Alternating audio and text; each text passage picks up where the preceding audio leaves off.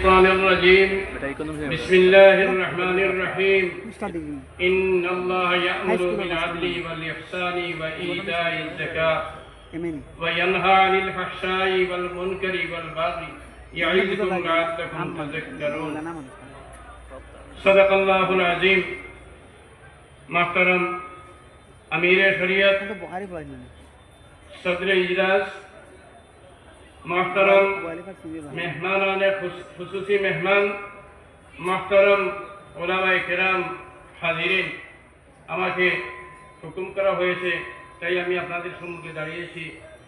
এত মূল্যবান সময় আমার পক্ষে আর খরচ করা মোটেই সমীচীন নয়।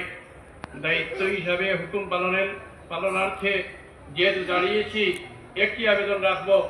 হযরত শেখ বদরপুরি রহমতুল্লাহ আলাইহি ইমারত কায়েম করেছেন এবং সমস্ত উত্তর পূর্ব ভারতের মধ্যে শরঈ জীবন ব্যবস্থা প্রতিষ্ঠিত করার জন্য তার আমরণ চেষ্টা করে গিয়েছেন।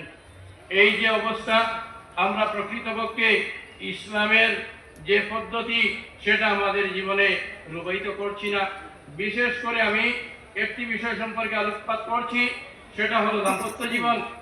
আমরা যে দাম্পত্য জীবন পেয়েছি বা যারা পাবেন তাদের কাছে আমার বিনম্র অনুরোধ, আজ সরকার যে বিল পাস করেছে, আমাদের বিভিন্ন অপকর্মের ফল আমরা শরীয়তের বিধানকে জানার চেষ্টা করি না, সেটাকে সঠিকভাবে মানার ইচ্ছা করি না।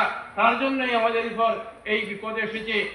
যে যুবক ভাইরা সংসার জীবন প্রতিষ্ঠিত করেছেন তারা আমার জীবনে দেখেছি অনেকে তালাক দেন, এবং তালাক দেওয়ার প্রসঙ্গ সেটা আমরা জীবনের অভিজ্ঞতাতে দেখেছি মানুষ অত্যন্ত রাগের বশীভূত হয়ে তালাক দেন।